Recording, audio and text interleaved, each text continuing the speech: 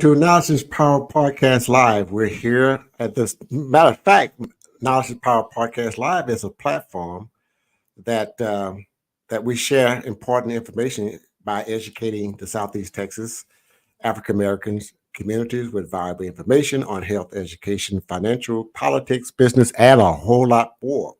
I'm going to change the screen around here so we can introduce our guest today. And our guest is Mrs. Lessa Davis. Hello, Lessa. Hi, how are I'm you? great. I'm great. I'm great. My two co-hosts is out of town today, so I look like I'm doing it solo today. But I can handle it. I can handle it. So That's let's get good. yeah. Tonight we're going to be talking about financial preparation for marriage, and we was backstage just talking about it, and I was just saying, that is something that we never really get the chance to do or think about when we propose or get engaged, or do we prepare for our financial preparation for our marriage? I mean, marriage can be a short term, it can be long term. It depends on how we do it, and sometimes love just don't make it. And the number one failure in marriage is what? Finances. Yeah. You there with me? I am. I am. Okay. It actually, it's about 36% of all divorces are caused by financial problems. Very, very high, 36%. And for whatever reason, we don't like to talk about finances. And I think that is definitely something that we need to take more action to if we want to Mm-hmm. continue to have a healthy marriage. Money is a major stress in any relationship, let alone a marriage. And I think if we plan ahead, we can save ourselves from future arguments and hopefully make our married life a whole lot smoother. We got a little delay in your. I'm getting a little delay. Let's see here. I'll change the screen to see Let's if see. your internet has slowed down. Yeah, let's check this out.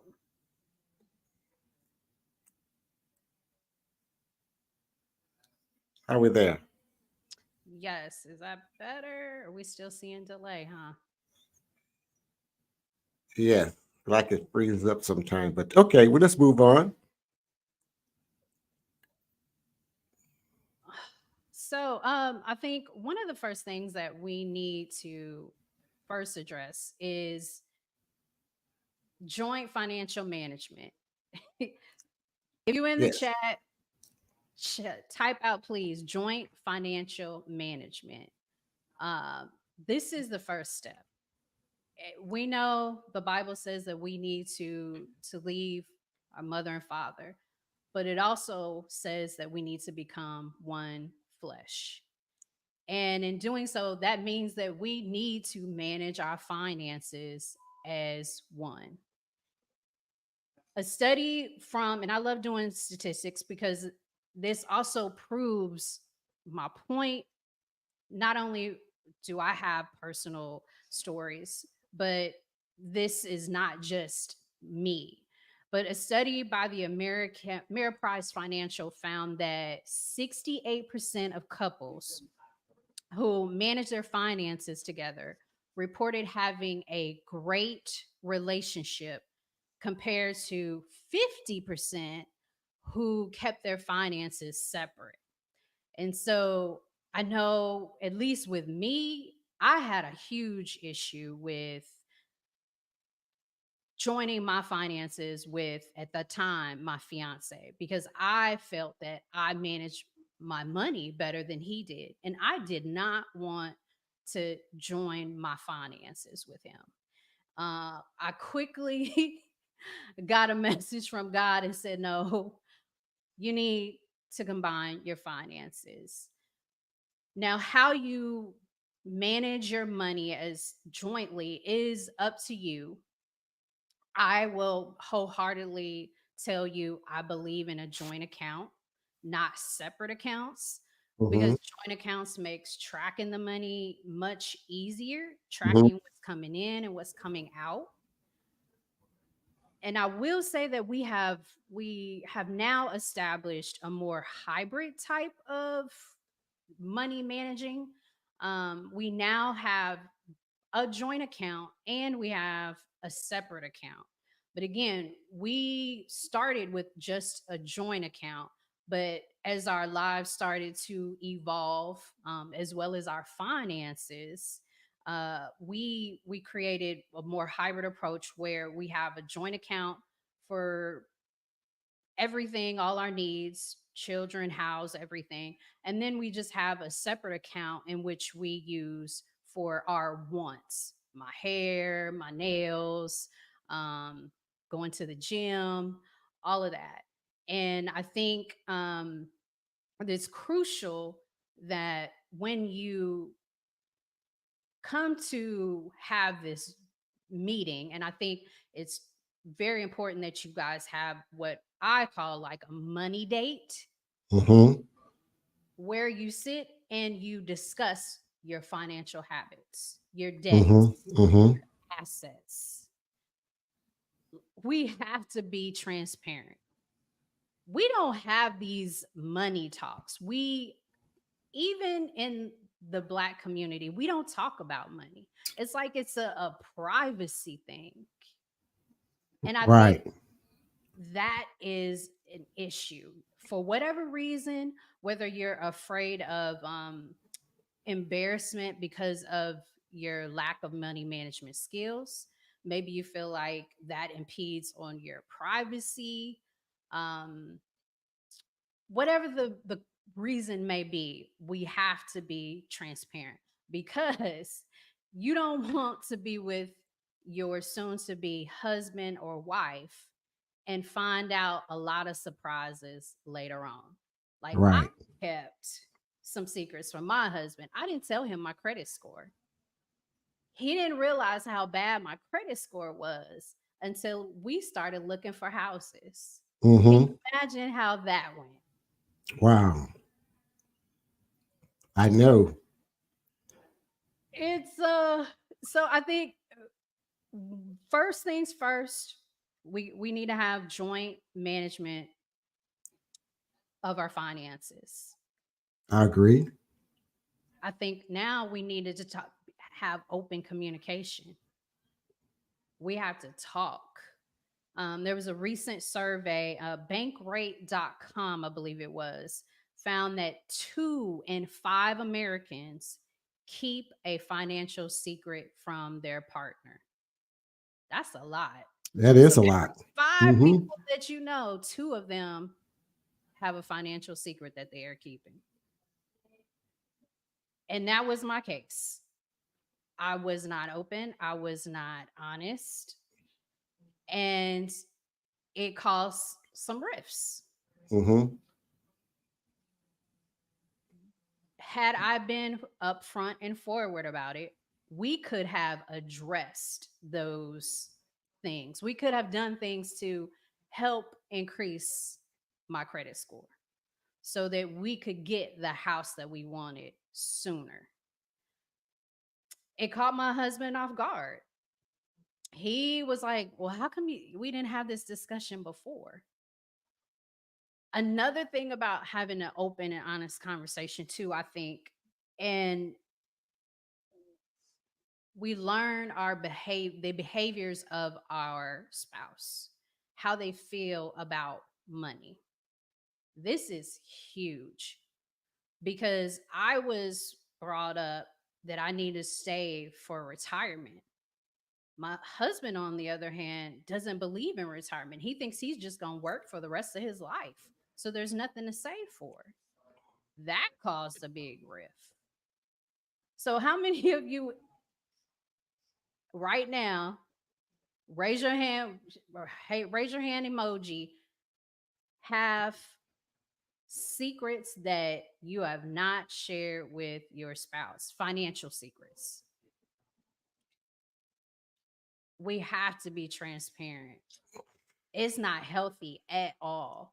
Money is can be can be a god for others. It's not healthy for us to keep these secrets. Um,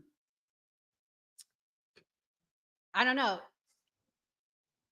What are your financial goals? Have you discussed those financial goals with um your spouse, your partner? If you have not, now is the time before you get married. Like I said, I'm saving. I'm a saver. I want to save. Although my credit score wasn't that great, I was a saver. I had the money for the home, but I didn't have the credit score for the home. I like to travel. My husband likes cars. He would rather spend money on a car where I want to go and travel the world. Like these are things you need to have these discussions on with your money dates. Mm-hmm. These money dates don't need you need to have them more than once. Now, my husband and I, we've kind of fallen off. We need to get back into that uh because we're here for to as I think of more of a family as like a business that we have to build this generational wealth.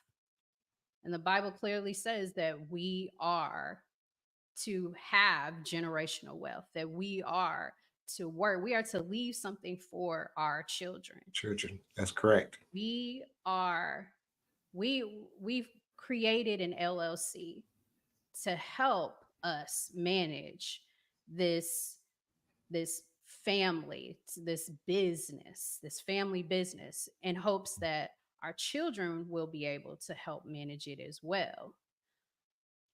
We need these money dates. We need to decide, are we going to buy a home? Are we going to live in an apartment? Not everybody wants a home. Are we going to have children? How do we plan for them? Because you know, children are expensive. Very expensive. Are we going to travel? It's a lot of things that need to be discussed in those money dates, as I call Mm-hmm. them. We have to be transparent. None, and I say that I'm again, I'm hoping that you guys will learn from my experience. That is one thing that I think our community as a whole, we don't do a great job at, is teaching others so that they can learn from our mistakes, so they can learn from our successes. Um, although I was very fortunate to be in a two-parent household, in what I would consider a healthy marriage, my parents in a healthy marriage. Although I saw that, I was not taught this. I was not taught how to combine my finances. I wasn't taught how should we have a joint account? Should we have a separate account? I'm learning this all on my own.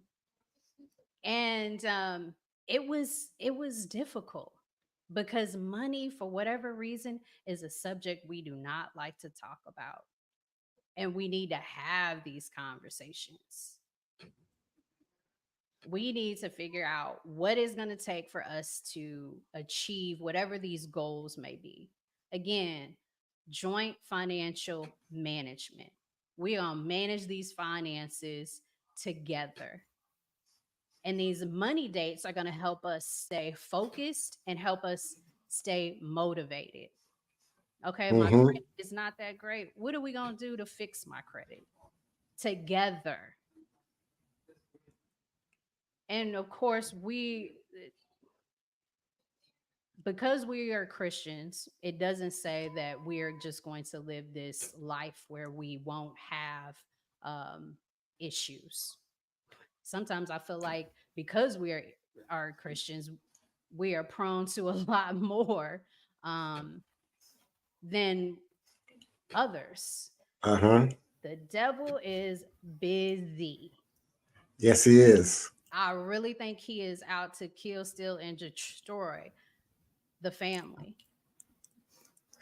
And I am doing everything in my that I can to prevent that. And again, this is why it's so important to me, and it's on my heart that we have these discussions about preparing yourself. So now that we know we need to have joint financial management, we need to communicate. How do we budget together? And that that is something that you decide in your money management, your money dating. I think you need a budget that you're going to combine your income. You talk about your expenses, your savings, and your investments. Right.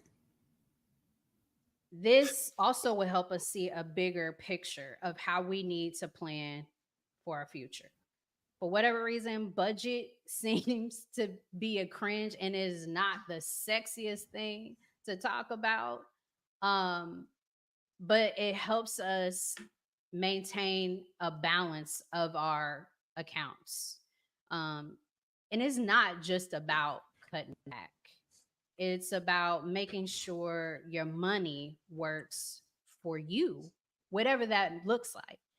Um, Maybe you want to go on a trip to Costa Rica for the summer. Um, Maybe you want to you need to save more for emergencies. What is it now? They're saying instead of 3 months, they want you say you should have 6 months of Mm-hmm. living expenses now. Yes. 6 months That expenses, I think. that was new for me. I was like, oh, I got my 3 months. Somebody was like, no, not anymore.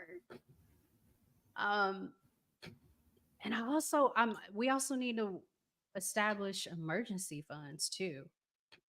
I was shocked when I read that I don't remember where it was, but I read where that almost 40% of Americans struggle to cover a $400 emergency expense. $400 emergency expense. 40% of American adults cannot afford to cover a $400 emergency expense. You're right about that. Because we don't plan anything. I noticed that when 20 years ago, the goals were financial goals for backup was 3 months your expenses, Mm, 3 months of your monthly expenses. If your expenses, monthly household expenses was $5,000 a month, you should have $15,000 in the bank just for a layoff. Like we had COVID, all these different things that can happen. That's not natural. It just can happen. But now I've been told that it's best to have 6 months of of household expense accrued, so that you have 6 months to get another job, 6 months to whatever it takes, but you've got your expenses lined. So, what are you saying to me and to the audience is that we need to plan mhm. financially. So, can you help us to understand or know how to how can we start budgeting ourselves so that we can at least save 3 months? Because $400, that's 85% of the people, our community, that doesn't have $400 if anything happened on the emergency. Mm. So I'll say this: everyone's situation is different, Yes. but what a typical budget looks like is 50% of your take home, not your salary, your take home is for your needs, your apartment, your utilities, your car, your insurance, your groceries, your needs in order for you to live day by day. get to work. 30% should go to our wants: hair, nails, um, the barber.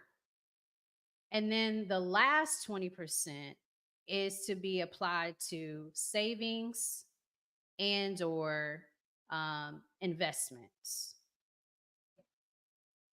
So if you are spending more than 50% of your take home for needs, it's time for us to reassess. What we're considering is a need. Is it really truly a need? And if it is, that's okay. I think one of the things that we do is we just give up. We feel defeated.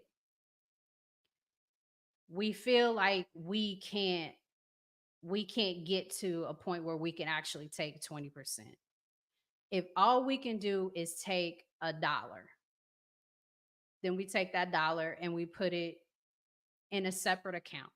Create an account where you have don't have easy access to. For me, I just straight took it from straight from my paycheck, so I wouldn't even see it. So a certain percentage of my check goes directly to an account that I don't have easy access to. So I don't even see it. Because if I see it, if it ends up in my account, I am going to Spin use it. it. I am. I am. I know myself. And that's a good point. We have to know who we are. We have to know what are our money management behaviors. Do I like to spend? I do. Do I know how to save? Not unless it's directly taken out of my account. But I think first you need to assess yourself, assess to see, am I living above my means? If so, we need to reassess. It's not going to be forever. And I think that's another problem too, at least with some of the younger folks, is that we live in this what I call a microwave generation where we want everything right now. Hmm. And we cannot get a savings with that $400 Hmm. right tomorrow. It just doesn't work. We have to Right. be in this for the long run. This is a life is a marathon. And so I think, again, we need to look at ourselves, understand our money behaviors, and set up systems. Like for my system, I take the money right out of my paycheck and it goes straight into my account. No if, ands, or buts. And I don't touch it.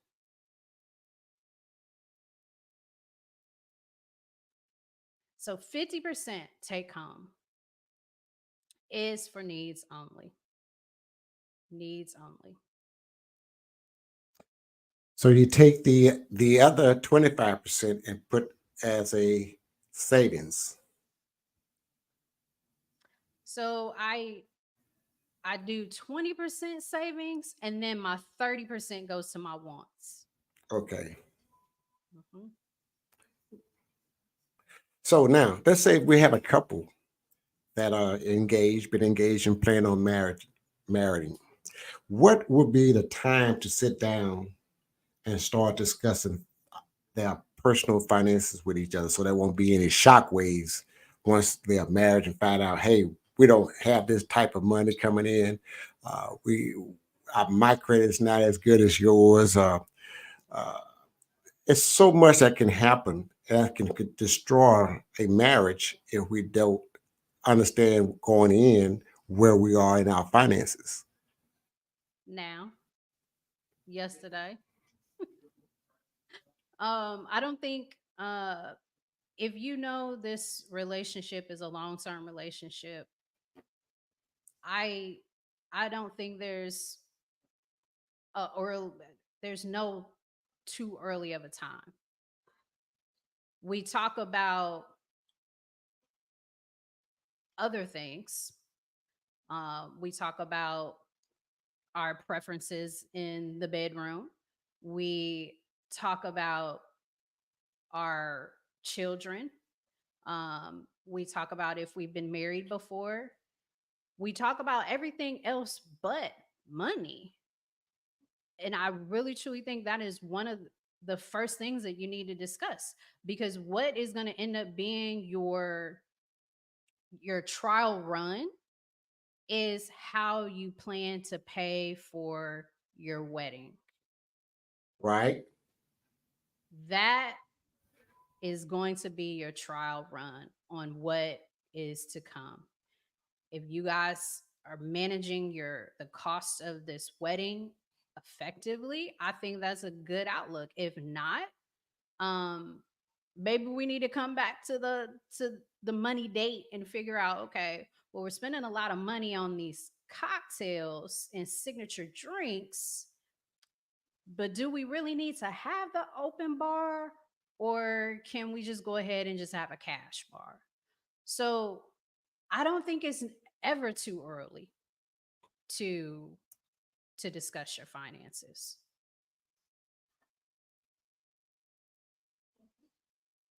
Wow. Well, the so what happens next? What's the next step? Well, I think one of the other things that we needs to also be discussed is, and this is uh, a probably a what we consider like a bad word, prenuptial agreements. Now, some of us in our community may not have a whole lot, but we have to understand that um, if a prenup is what you believe is what's needed, um, it's a safety net for everybody. It will help if you have children from someone else outside of your current um, soon to be marriage with another person. You want to leave money to them. Definitely a prenup is a good idea. um I think we need to be more smart about how we plan, and we need to change our mindset when it comes to prenup agreements. And don't get me wrong, prenups are not for everybody, but for those who are, I think it's definitely something that needs to be talked about. And I also totally believe that if you're able to, that you need to discuss your financial goals and habits with counsel, with a financial planner. It it's amazing what a financial planner can do. Once you have that initial joint management conversation with your spouse, you guys have established your goals, where you want to go, where you want to be. If you have additional questions, or if you feel like you you don't know where to go, I wholeheartedly believe talk to somebody who does. And that's going to be a financial planner. I think with marriage, you can never plan for enough. Right. I agree. Life happens all the time. And I think one thing that we don't like to do as a community, we don't like to seek professional advice, whether that be from a mental health standpoint or our finances. Right. Because for whatever reason, our community, at least growing up where I'm at, it's been one of those hush hush things. We don't talk about our money, we don't talk about our mental health. We just keep it bottled in and we deal with it. I don't believe that is the route for a successful and a healthy marriage. We have to talk about it. We have to manage our finances as one flesh, as one. And I think once you have established your budget, you continue to have those money talks so that you can assess your progress toward whatever goal it might be. Maybe y'all looking for an investment property. Maybe y'all are, $200 away from, your savings goal. Celebrate that at your money day, Hmm. celebrate that you guys did that together. I don't think we don't celebrate each other enough either. But yeah, I mean, you set your budget, and again, as you grow older, it together it's going to evolve because you evolve as a person.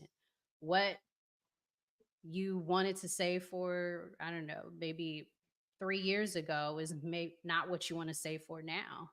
Hmm. So you have to reassess this budget, reassess these goals. This is continuous. We're gonna be talking about finances until we get called home to be with the Lord. That's correct. That's absolutely correct. So yeah, the finances in a family is very important. Matter of fact, it's one of the number one uh, topics that we need to stay on topic with because it can keep a family together. It can it can fall apart if our finances is not in line. So Definitely. so Miss Lisa Davis, it's been a pleasure visiting with you. Can you come back on? Can I invite you back again so we can talk about more other Yes. topics? Yes. Yes, yes, Yes. because Knowledge is Power podcast is for the community. We're educating the community of things that we wasn't taught growing up, or our parents didn't tell us about, or they didn't know. I mean, we can't blame them because they wasn't taught. So Yeah. we got to break this generation curse of our finances, uh, our education on marriages, and just not just marriage, but all aspect of life. We've got to educate and be educated about it. So can I invite you back and you accept that invitation? Because I I love to have you certainly back. will. I certainly will. All I love right. And we're about gonna educating our we, community. yeah, we've already exchanged the community. We already exchanged emails, connections. So I love that. It was great talking to you today, and you just made my day. And I hope to see you again. How about that? Yes. Yes. All Thank right. you all, So and y'all have a so very blessed week. so we're gonna close, but do not leave because I want to speak with you afterwards. Okay. And so everybody, we love come back again next Sunday at 7 o'clock at Knowledge is Power Podcast Live. We're here just for you. Thank you for watching Knowledge is Power Podcast Live. Be sure to like and subscribe to all Knowledge is Power social media pages.